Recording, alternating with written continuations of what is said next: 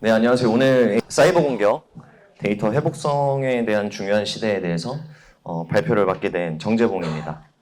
저를 간단하게 소개를 드리자면 저는 현재 지금 코넥시라는 기업에서 보안 담당자들과 인프라 담당자들과 좀 소통을 많이 하고 있는 영업이사이고요.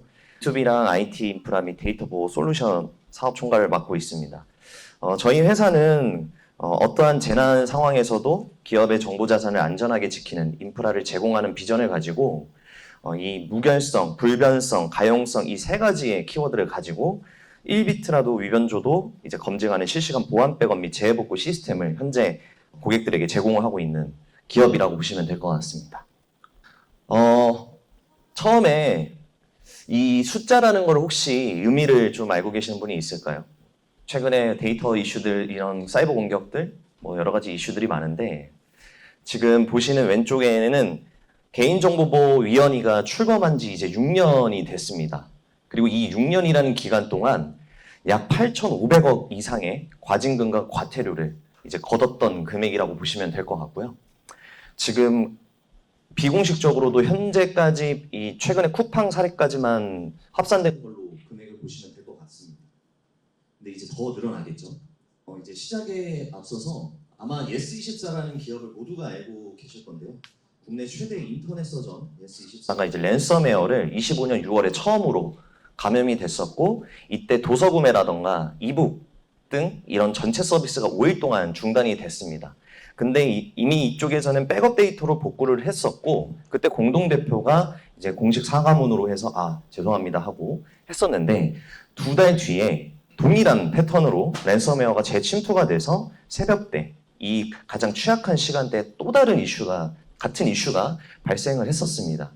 근데 이때 예스24에서도 백업도 있었고 복구도 했었는데 왜 2달 만에 똑같은 피해를 당했을까요? 아마 이 정의 자체를 좀 잘못 두고 있었습니다. 이 백업이라는 거는 모두가 알다시피 그냥 단순하게 데이터를 복사하는 행위고 데이터에 대한 이런 청결도, 공격 경로에 대한 차단, 근본 원인에 대해서 제거를 보장하지 않습니다. 근데 이 회복성이라는 키워드는 어떤 상황에서도 안전하게 원래 상태로 되돌릴 수 있는 능력인데 아마 이 백업이라는 거의 자체 정의를 그냥 복사하는 행위로 봤기 때문에 똑같은 이슈가 발생했다고 보시면 될 것 같습니다. 그리고 현재 사이버 공격들이 많이 늘어나고 있는 상황인데 지금 해커들이 가장 먼저 노리는 게 백업 저장소입니다. 왜냐하면 원본을 그냥 복구를 하면 되기 때문에 백업 저장소를 노려야 이제 절대 복구를 할 수 없는 이 협상에 대한 가장 큰 핵심 전술로 가지고 있기 때문에 해커들은 이제 백업 저장소를 노리고 있고요. 그리고 만약에 그때 당시 오른쪽 표를 보시게 되면은 이제 백업이 살아 있었을 때와 무력화됐었을 때에 대한 이제 실제 피해 금액을 보게 되면은 복구 비용이 이제 백업이 무력화가 됐었을 때 한 8배 정도 비용이 많이 더 발생하고요. 그다음 몸값을 요구하는 것도 2.3배 정도 된다라고 보시면 될 것 같습니다. 그리고 우리가 모두가 알고 있는 피해 사례를 직접적으로 한번 말씀을 드리자면 제가 3가지 이슈를 좀 말씀을 드릴 거예요. 그 중에 첫 번째가 이제 격리를 실패했었던 이제 서울보증보험에서 피해가 이제 전산마비가 81시간 동안 일어났었고 이때 전세보증, 대출 중단 이런 이슈들이 아마 여기 계셨던 분들이 모두 알고 계실 겁니다. 근데 이때 만약에 백업 저장소도 같은 네트워크에 있었다면 복구 자체가 아예 불가능했었을 거고요. 그리고 이제 백업이 공격자의 손이 닿는 위치에 있으면 그건 백업이라고 볼 수가 없습니다. 그래서 물리적이거나 논리적으로도 완벽하게 분리를 해야 되는 게 필수고요. SK텔레콤 같은 경우는 유심 인증키가 유출되고 가입자 2,500만 명이 정보가 노출이 됐었습니다. 근데 이때는 33종의 악성 코드가 잠복되어 있었는데 3년간 탐지를 할 수가 없었습니다. 왜냐하면 해커는 그 로그까지 다 지웠었고 그걸 트래킹을 잘 못했었기 때문이죠.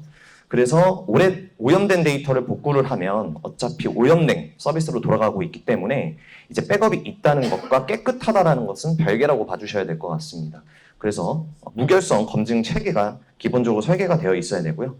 그리고 우리가 과거에 알았었던 이런 카카오의 이제 데이터 센터 화재로 인해서 모든 인프라가 마비가 됐었던 걸 기억을 하실 겁니다.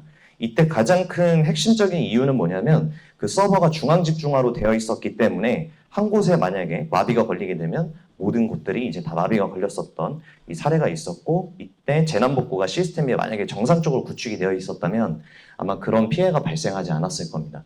근데 이 세 가지 액션을 봤었을 때는 이거 작은 기업은 대상이 아닐 거라고 생각하지만 큰 기업들이 이런 식으로 기사로 나오고 모두가 인지하고 있기 때문에 아는 거지, 실제로 오른쪽을 보시게 되면 랜섬웨어의 피해의 중소기업 비중이 94%가 됩니다.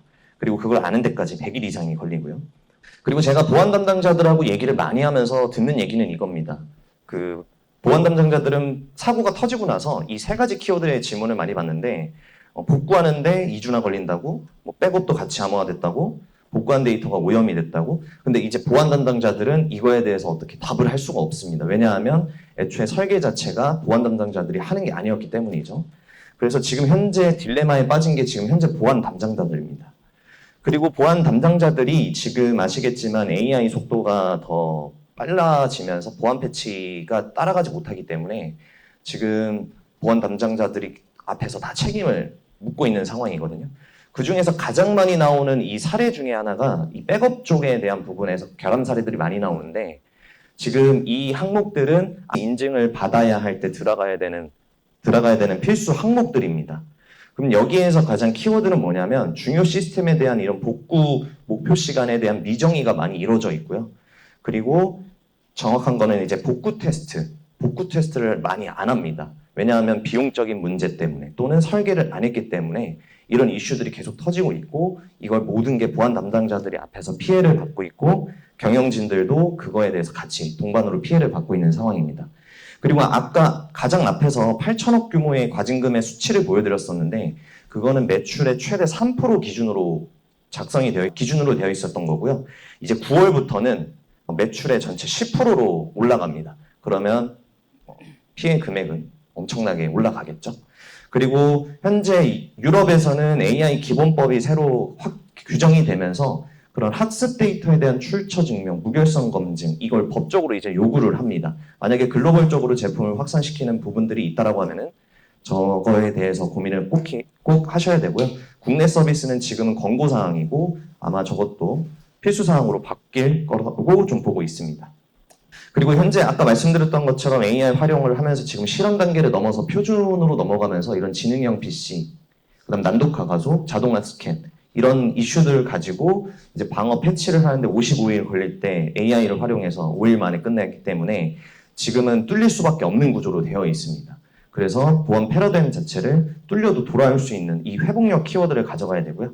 지금 시장에서도 가장 말하고 있는 것 중에 뭐냐면 피해가 발생하더라도 의도한 결과를 지속적으로 제공할 수 있는 능력, 이 사이버 회복력이 가장 큰 의미를 갖고 있고, 그때 여기 계신 이 기획자분들께서 설계를 방어만은 이제 다 뚫리기 때문에 그 2번, 3번 무너지는 사태를 막아야 되는 이슈를 확인해 주셔야 될 것 같습니다. 그래서 제가 이 기획자님들이 보안까지 신경을 쓴다라고 하면 머리가 많이 아프실 것 같은데, 이걸 뭐 전부 다 하시라는 게 아니고 그 담당 부서들이 있을 겁니다. 뭐 인프라 또는 보안 이쪽 부서들이 있는데, 그때 기획자분들께서 한 번에 한 키워드만 좀 언급을 해주시면 금방 잘 끝날 것 같거든요. 이제 보안팀에서 이 RTO, IPO, 예를 들면 정상적으로 가동되는 그 목표 복구 시간과 데이터 복구를 목표하는 시점을 RTO, IPO라고 정의를 하는데, 이때 4시간으로 설계할지 24시간으로 설계할지 보안팀이 정할 수 있는 요소가 아닙니다.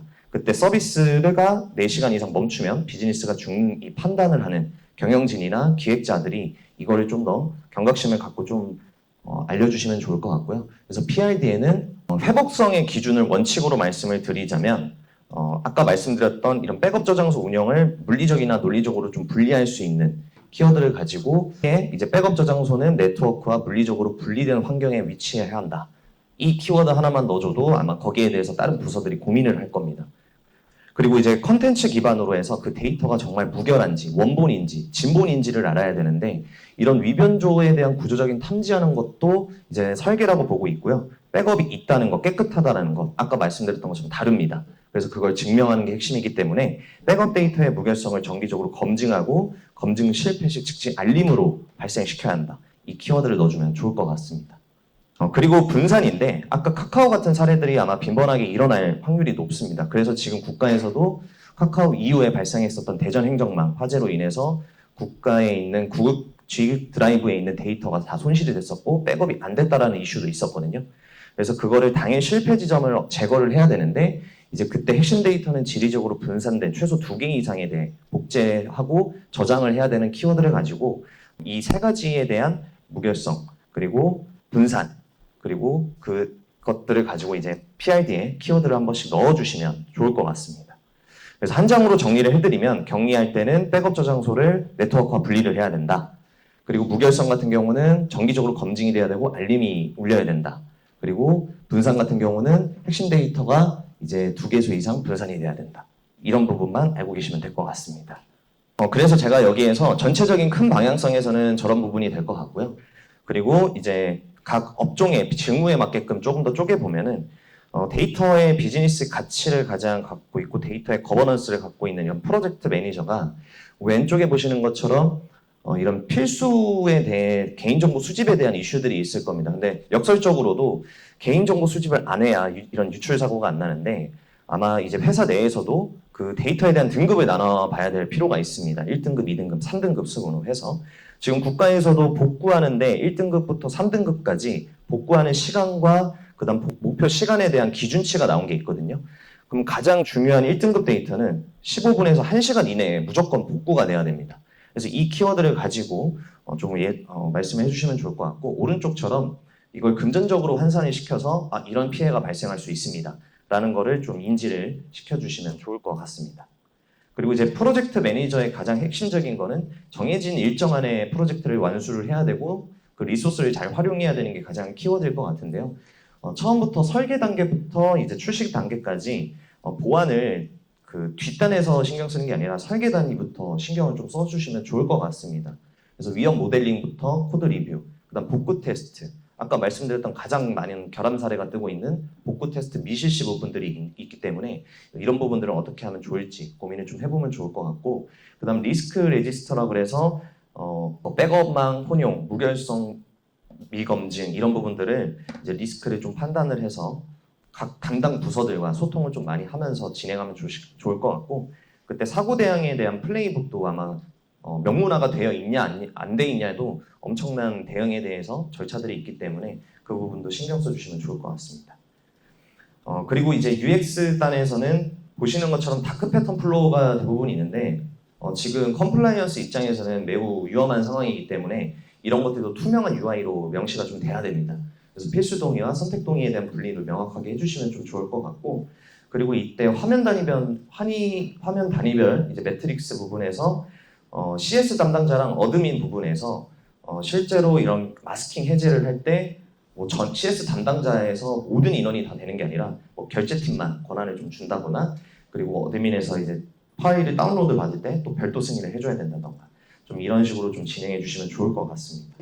그러면 이제 월요일부터 우리가 바로 할 수 있는 5가지를 정리를 해보자면 인프라 팀한테 우리 백업은 운영망과 물리적으로 잘 분산되어 있나요? 한번 물어봐 주시면 좋을 것 같고 우리 서비스는 RTO 몇 시간 또는 RPO는 몇 시간으로 한다. 이 정의가 있냐 없냐도 확인해 보시면 좋을 것 같고 아까 데이터에 대한 등급화 그리고 복구 테스팅 그리고 PID에 아까 엣지 케이스를 이런 식으로 추가를 해서 월요일부터 손쉽게 할 수 있는 부분들을 좀 신경을 써주셨으면 좋겠습니다. 그래서 이제 기획자가 쓰는 5줄이 수억 원의 사고를 좀 막을 수가 있고 그리고 그 수만 원짜리 이제 테스트로 바꿀 수가 있기 때문에 이런 부분들은 한 줄 넣는 거는 비용이 들어가지 않기 때문에 이런 걸 좀 해주시면 좋을 것 같습니다.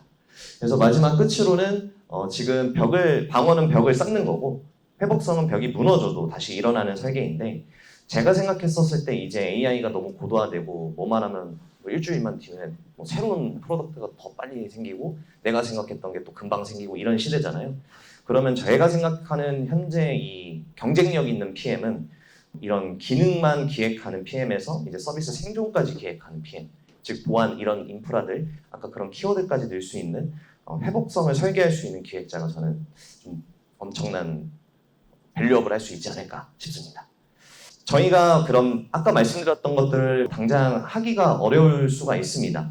그래서 저희가 이런 부분들을 안전하게 백업을 하고 회복을 시키는 솔루션을 지금 현재 상용화를 하고 있고 SK텔레콤을 통해서 저희가 기술 검증도 다 완료가 된 상황이기 때문에 오늘 한해서 신청하신 분들 한해서 제가 이제 무료로 일부 기간 동안 테스트해 볼 수 있는 것들을 제공하고 있거든요.